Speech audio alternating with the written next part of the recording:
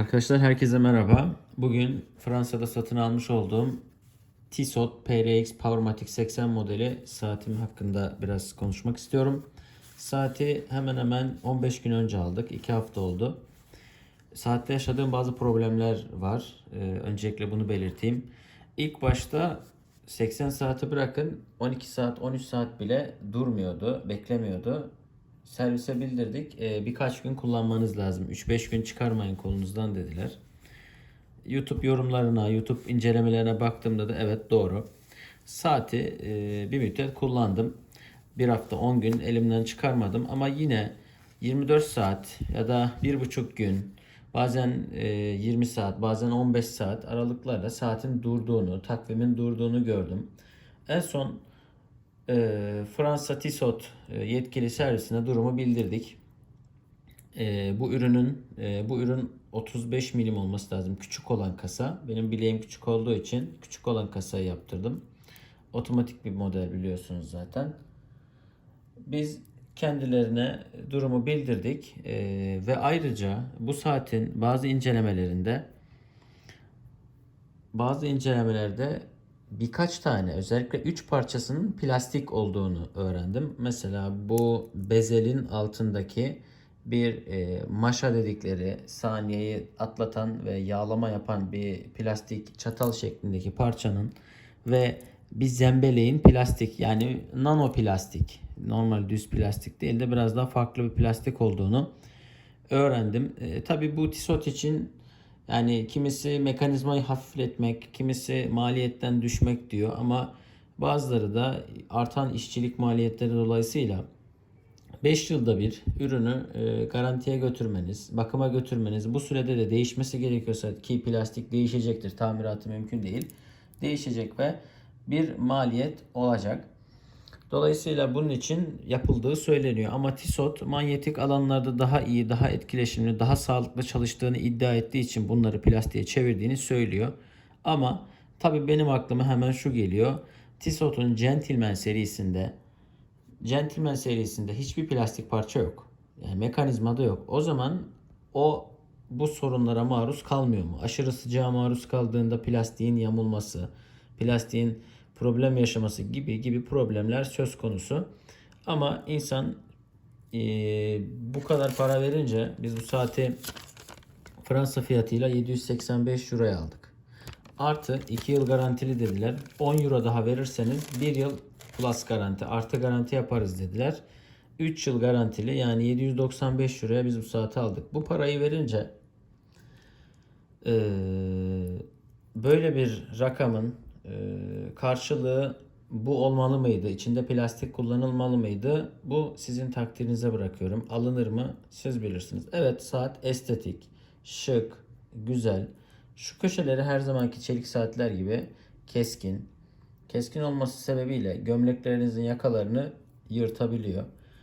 Bileğinizde kıl varsa, aşırı kıllıysanız kopartma ve acıma yapabiliyor. Ama genel itibariyle baktığınızda estetik, şık ve güzel duran bir model. Ama bir husus var ki ben saati kısa kullanımlarda içlerinde herhangi bir bu üzerindeki ifadelerde bezellerinde ince çizikler.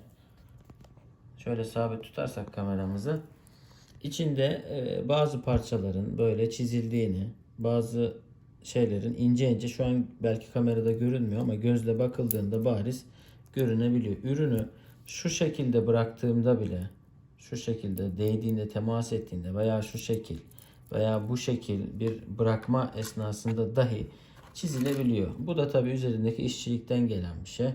Bu işçilik, bu farklı bir yapı. Inox bir görüntünün yanında parlak çelik görüntü biraz farklı. Tabii ki burası her zamanki gibi saniyesini çekerek kuruyorsunuz, ayarlıyorsunuz. Herhangi bir mercek yok. Safir cam kullanılmış.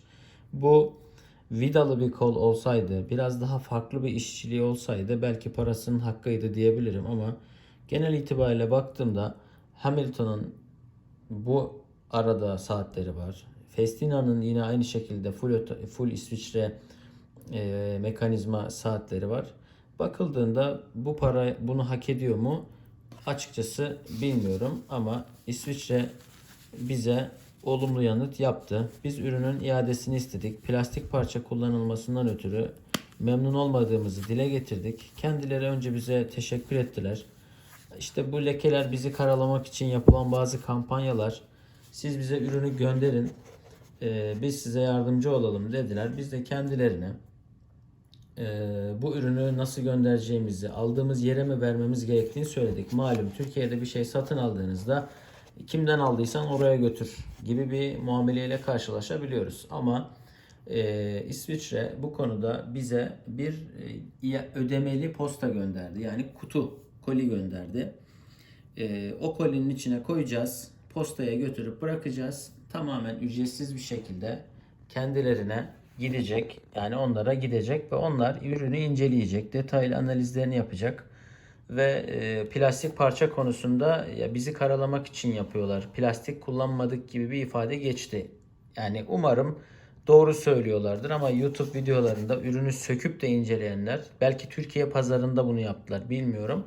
Ama ürünü söküp de inceleyenler ürünün içinde 3 parçanın 2 parçanın hatta net bir şekilde plastik olduğunu ifade ediyorlar. Bakalım hangisi doğru? Deneyip göreceğiz. Bu tecrübemizi sizinle paylaşacağız.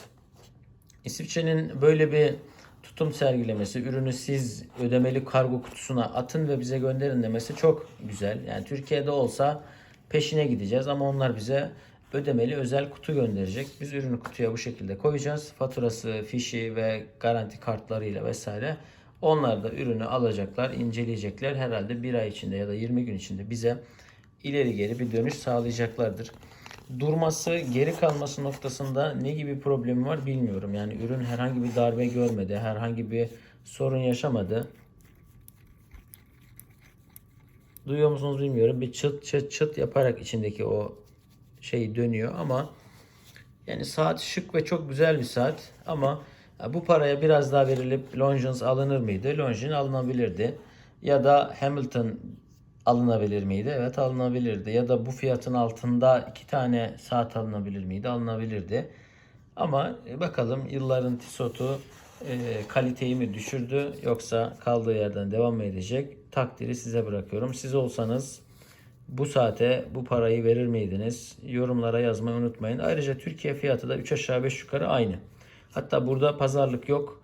Türkiye'de pazarlıkla bir tık daha ucuza alınabiliyor. Bilginiz olsun. Bu saate kadar seyrettiyseniz teşekkür ederim. Yorum yapmayı ve takipte kalmayı unutmayın.